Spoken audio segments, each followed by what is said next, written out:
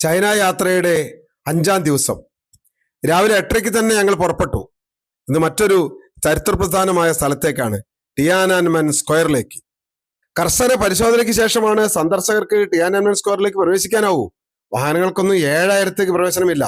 Bus ഇറങ്ങി ഏകദേശം 1 മണിക്കൂർ നടന്നു ഞങ്ങൾ. ജനത്തിരക്കിൽ വരി നിന്നും പാസ്പോർട്ട് പരിശോധനയ്ക്ക് ശേഷമാണ് സ്ക്വയറിലേക്ക് ഞങ്ങൾക്ക് പ്രവേശിക്കാനായത്. ഷാങ്ഹായിൽ വെച്ച് വേർപിരിഞ്ഞു പോയ ഞങ്ങളുടെ മറ്റേ ടീമിനെ ഇവിടെ വെച്ച് കണ്ടു. ശക്തമായ കാറ്റടിക്കുന്നുണ്ട്.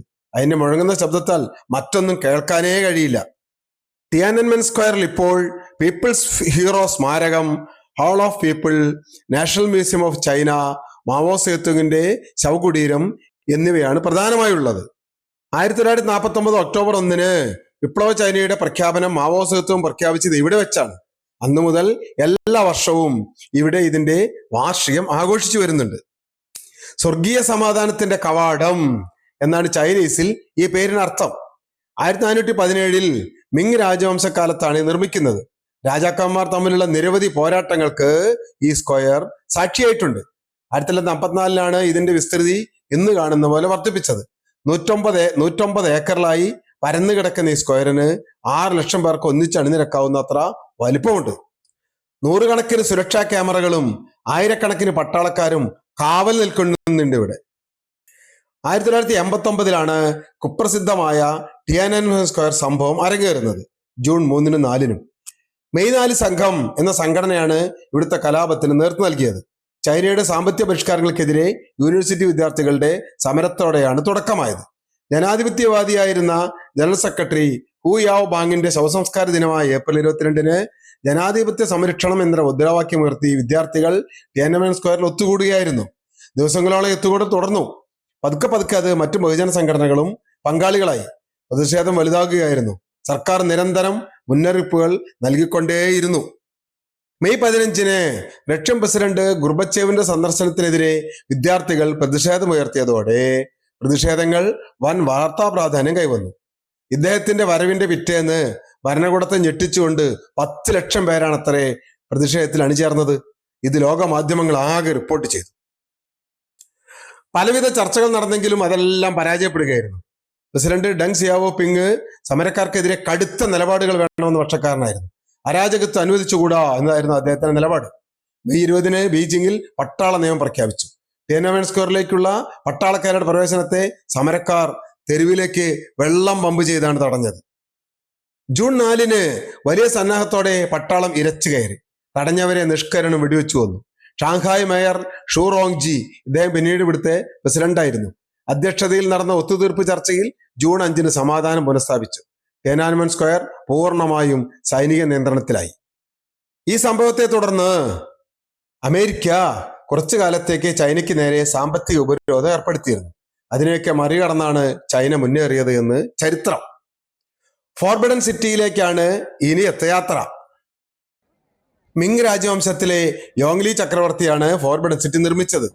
മിങ് രാജവംശം മുതൽ കിങ് രാജവംശം വരെയുള്ള ചക്രവർത്തിമാരുടെ വസതിയായ ഫോർബിഡൻ സിറ്റിക്കാണ് പിന്നീട് ഞങ്ങൾ പോയത്. 14-ാം നൂറ്റാണ്ട് മുതൽ 500 വർഷക്കാലം ചൈനയുടെ അധികാര സ്ഥിരാകേന്ദ്രമായിരുന്നു ഇത്. മിങ് വംശത്തിലെ 14-ഉം ക്യുങ് വംശത്തിലെ 10-ഉം ചക്രവർത്തിമാർ ഭരിച്ചിരുന്നത് ഇവിടം ആസ്ഥാനമാക്കിയായിരുന്നു. യുനെസ്കോ പൈതൃക പട്ടികയിൽ ഇടം നേടിയ ഇത് ഇപ്പോൾ പ്രശസ്തമായ വിനോദസഞ്ചാര കേന്ദ്രമാണ്. സാധാരണ ജനങ്ങൾക്ക് പ്രവേശനം നിരോധിച്ചതിനാലാണ് ഈ പേര് വീണത്, വിലക്കപ്പെട്ട നഗരം. ചൈനീസ് പേര് സിജിൻ ചാങ്. നിരവധി യുദ്ധങ്ങളാൽ പല ഭാഗങ്ങളും തകർന്നിരുന്നു. 16 വർഷത്തെ പുനരുദ്ധാരണ പ്രവർത്തനത്തിന് ശേഷം തകർന്ന കെട്ടിടങ്ങൾ പുനഃസ്ഥാപിച്ച് 1925 മുതൽ ഇത് മ്യൂസിയമായി പ്രഖ്യാപിച്ച് പൊതുജനങ്ങൾക്ക് തുറന്നു കൊടുത്തു. ദീർഘചതുരാകൃതിയിൽ വിശാലമായ മുറ്റം, അതിനു ചുറ്റും കെട്ടിടങ്ങൾ, മുറ്റത്തിന് പാർശ്വത്തിലൂടെ അടുത്ത സമുച്ചയത്തിലേക്കുള്ള വഴി, വീണ്ടും വിശാലമായ മുറ്റം, അങ്ങനെ ചാരുതയാർന്ന കെട്ടിടങ്ങളുടെ നിരകൾ തന്നെയുണ്ട് ഇതിനകത്ത്. ഈ സിറ്റിയെ ചുറ്റി 8 മീറ്റർ ഉയരമുള്ള നഗരം അതിലുണ്ട്. 6 മീറ്റർ ആഴവും 52 മീറ്റർ വീതിയുമുള്ള കിടങ്ങുമുണ്ട് സംരക്ഷിക്കാൻ. 8 മീറ്ററാണ് മതിലിന്റെ അടിഭാഗത്തെ വീതിക്ക്, മുകളിൽ 6.5 മീറ്റർ. 4 ഭാഗത്തും നിരീക്ഷണ ടവറുകളുമുണ്ട്. പുതുക്കലിനായുള്ള പെയിന്റിംഗ് നടക്കുകയാണ് ഞങ്ങൾ സന്ദർശിക്കുമ്പോൾ. ഈ കൊട്ടാര പരിസരത്ത് മറ്റ് വികസന പ്രവർത്തനങ്ങളൊക്കെ സർക്കാർ നിരോധിച്ചിരിക്കുകയാണ്. കലാസൃഷ്ടികളുടെയും കരകൗശല വസ്തുക്കളുടെയും വാസ്തുവിദ്യയുടെയും വിപുലമായ ഒരു ശേഖരം തന്നെ ഇവിടെയുണ്ട്. 10,000-ഓളം മുറികളുണ്ട് ഇതിനകത്ത്. 178 ഏക്കർ വിസ്തൃതിയിലായി പരന്നു കിടക്കുകയാണ് ഈ കൊട്ടാരം. ചൈനീസ്, യൂറോപ്യൻ, അറബ് വാസ്തു വിദ്യകളുടെ സമ്മേളനം ഇവിടെ കാണാം. പ്രതിവർഷം 1.5 കോടി സന്ദർശകർ ഇവിടെ സന്ദർശിക്കുന്നുണ്ട് എന്നാണ് കണക്ക്. ഈ കൊട്ടാരത്തിന് അമേരിക്ക $70 ബില്യൺ അത്രേ വിലയിട്ടിരിക്കുന്നത്. ലോകത്തെ ഏറ്റവും വില കൂടിയ വസ്തുവാണത്രേ ഇത്.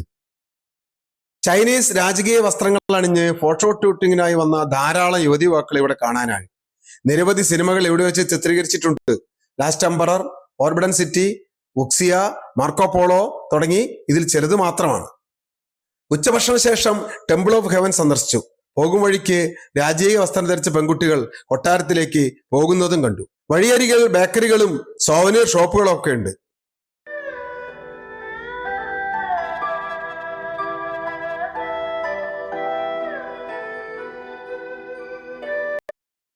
ഇടയ്ക്ക് വെച്ച് വഴിയിൽ സൈക്കിളുകൾ ഇങ്ങനെ നിരനിരയായി വെച്ചത് കാണാനിടയായി.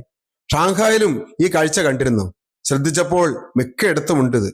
ചൈനയിലെ ജനകീയ യാത്രയ്ക്കുള്ള ഉപാധിയാണത്ര ഈ സൈക്കിൾ. ഒരു മൊബൈൽ ആപ്പ് വഴി ബന്ധിപ്പിച്ചിരിക്കുന്നു. ആവശ്യക്കാർ QR കോഡ് സ്കാൻ ചെയ്ത് ഓടിച്ചു പോകുന്നു. ഉപയോഗം കഴിഞ്ഞ് എവിടെയാണ് എത്തിയത് അവിടെ റോഡ് സൈഡിൽ വെച്ചാൽ മതി. എടുത്തെടുത്ത് കൊണ്ടുപോയി വെക്കേണ്ടതില്ല എന്നർത്ഥം. അവിടെ നിന്ന് മറ്റാവശ്യക്കാർ എടുക്കുന്നു. എന്തൊരു സൗകര്യപ്രദമായ യാത്രാമാർഗം! ലളിതം, ഊർജ്ജോപയോഗമില്ല, പരിസ്ഥിതിക്ക് ദോഷമില്ല. ചില സൈക്കിളുകൾ ചെരിഞ്ഞു കിടക്കുന്നത് കണ്ടു. പ്രവർത്തനയോഗ്യമല്ലാതെ കേടുവന്നവയാണ് ഇത്തരത്തിൽ ചെരിച്ചിട്ടിരിക്കുന്നത്. ഒരു വാഹനം വന്ന് അവയെ എടുത്തുകൊണ്ടുപോയി റിപ്പയർ ചെയ്ത് വീണ്ടും സ്ഥാപിക്കുകയാണ് പരിപാടി. യാത്രക്കിടെ കണ്ട മറ്റൊരു കാഴ്ച കുഞ്ഞ് ഇലക്ട്രിക് സ്കൂട്ടറുകളുടെ വ്യാപകമായ ഉപയോഗമാണ്. രജിസ്ട്രേഷൻ ആവശ്യമില്ലാത്തവ. യുവാക്കൾ ധാരാളമായി ഉപയോഗിക്കുന്ന ഇത്തരം സ്കൂട്ടറുകളാണ്. നമ്മുടെ നാട്ടിലാണെങ്കിലോ ഇത്തരം സ്കൂട്ടറുകളോട് നമ്മുടെ യുവാക്കൾക്ക് പരമ പുച്ഛമായിരിക്കും. ഇതൊരു സംസ്കാരത്തിന്റെ ബോധ നിലവാരത്തിന്റെ പ്രശ്നമാണെന്ന് തോന്നുന്നു. പൊതുയാത്രയ്ക്കായി ധാരാളം ഇലക്ട്രിക് ബസ്സുകളും ഉണ്ട് ഇവിടെ. താവോ മതക്കാർ സ്ഥാപിച്ചതാണ് ടെമ്പിൾ ഓഫ് ഹെവൻ ക്ഷേത്രം. വിളവെടുപ്പ് കൂടാനായി മിങ് ക്വിങ് രാജാക്കന്മാർ എല്ലാ അമാവാസി ദിവസങ്ങളിലും ഇവിടെ വന്ന് പ്രാർത്ഥനയും വഴിപാടുകളും നടത്താറുണ്ടായിരുന്നു. ഫോർബിഡൻ സിറ്റി നിർമ്മിച്ച യോങ്ലി ചക്രവർത്തി തന്നെയാണ് ഈ ക്ഷേത്രവും നിർമ്മിച്ചത്. നിർമ്മാണകാലം 1406 മുതൽ 1420 വരെ. ജിയാൻ ചക്രവർത്തിയാണ് ക്ഷേത്രം പുതുക്കിപ്പണിഞ്ഞ് ടെമ്പിൾ ഓഫ് ഹെവൻ എന്ന് പേരിട്ടത്. 670 ഏക്കർ വിസ്തൃതിയുള്ളതാണ് ക്ഷേത്രത്തിന്റെ സ്ഥലം. മൃഗബലിയാണ് പ്രധാന ചടങ്ങ്. മൃഗബലിക്കായി ഒരുക്കിയിരുന്ന പാത്രങ്ങൾ മുറ്റത്ത് കണ്ടു.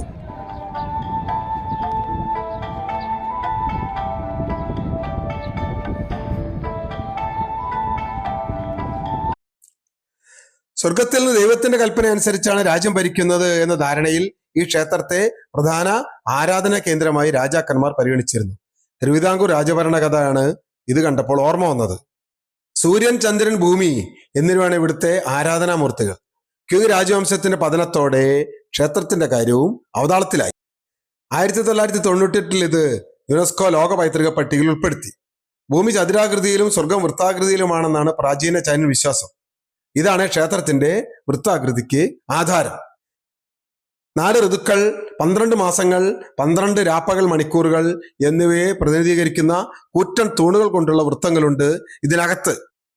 ചതുരാകൃതിയിലുള്ള അടിത്തറ ഭൂമിയെയും വൃത്താകൃതിയിലുള്ള മേൽപ്പുര സ്വർഗത്തെയും അടയാളപ്പെടുത്തുന്നു. സങ്കീർണമായ സംഖ്യാക്രമങ്ങൾക്കനുസരിച്ചാണ് ഇതിന്റെ നിർമ്മിതി. വൃത്താകൃതിയിലെ ബലിപീഠം 9ന്റെ ഗുണിതങ്ങൾക്കനുസരിച്ചാണ് പണിതിരിക്കുന്നത്. മാസങ്ങളെ പ്രതിനിധീകരിച്ച് 12 നിരകളുണ്ട് അകത്ത്. ഋതുക്കളെ ഓർമ്മിപ്പിക്കുന്ന 4 തൂണുകളുണ്ട് മധ്യത്തിൽ. 2 മണിക്കൂർ ദൈർഘ്യമുള്ള 12 പുറം നിരകളുമുണ്ട്. കരാട്ടെ പോലുള്ള ചൈനീസ് ആയോധന കലകൾ പരിശീലിപ്പിക്കാനും ഇവിടം ഇപ്പോൾ പ്രയോജനപ്പെടുത്തുന്നുണ്ട്. ഉള്ളൊരു ക്ഷേത്രം, അതിനെ ചുറ്റി പുറത്ത് മറ്റൊരു ക്ഷേത്രം. ഇതാണ് നിർമ്മാണ രീതി. ഫോർബിഡൻ സിറ്റിയിൽ കണ്ട പോലെ രാജകീയ വസ്ത്രങ്ങൾ അണിഞ്ഞ് ഫോട്ടോ എടുക്കുന്ന യുവതികളെ ഇവിടെയും കണ്ടു. ക്ഷേത്രമതിലിനകത്ത് ക്ഷേത്രത്തെ ചുറ്റി സുന്ദരമായൊരു പൂന്തോട്ടമുണ്ട്.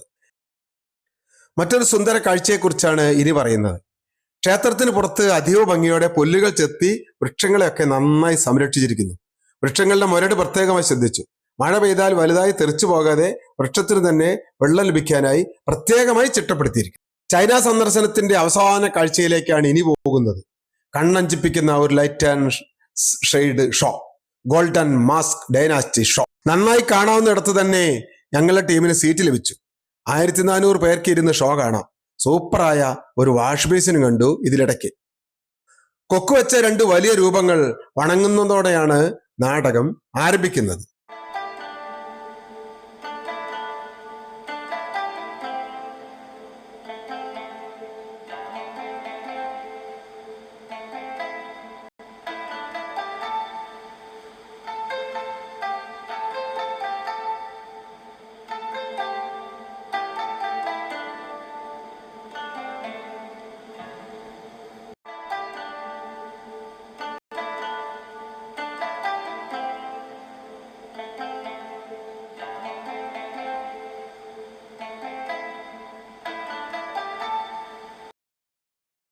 ഹാപ്പി വാലിയിലെ OCT തിയേറ്ററിലാണ് ഷോ നടക്കുന്നത്. 10 വർഷമായി ഷോ ആരംഭിച്ചിട്ട്. നൃത്തം, നാടകം, പാട്ട്, മറ്റ് എഫക്റ്റുകളെല്ലാം ചേർത്ത് സൂപ്പർ അനുഭവം തന്നെയാണ് ഷോ. ചൈനയിലെ സ്വർണ്ണയുഗം എന്നറിയപ്പെടുന്ന കാലത്തെ സൂചിപ്പിക്കുന്ന 1 മണിക്കൂർ ദൈർഘ്യമുള്ള സംഗീത ശില്പമാണ് ഷോയുടെ ത്രെഡ്. 200 പേര് രംഗത്ത് വരുന്നുണ്ട്. പക്ഷിയുടെ മാസ്ക് ധരിച്ച രാജകുമാരിയാണ് നായിക. ഗോൾഡൻ മാസ്ക് രാജവംശവും ബ്ലൂ മാസ്ക് രാജവംശവും കാലാകാലങ്ങളായി ശത്രുതയിലാണ്. ഈ 2 രാജവംശവും തമ്മിലുള്ള യുദ്ധവും അതിൽ ഗോൾഡൻ മാസ്ക് രാജവംശം വിജയിക്കുന്നതുമാണ് പ്രമേയം. അതിനിടയ്ക്ക് ശക്തമായ പ്രണയമുണ്ട്. രാജ്യം വലിയൊരു വെള്ളപ്പൊക്കത്തിലാക്കപ്പെടുന്നതും അതിൽ നിന്ന് ജനങ്ങളെ രാജ്യം രക്ഷിക്കുന്നതും അത്ഭുതകരമായാണ് അവതരിപ്പിച്ചിരിക്കുന്നത്.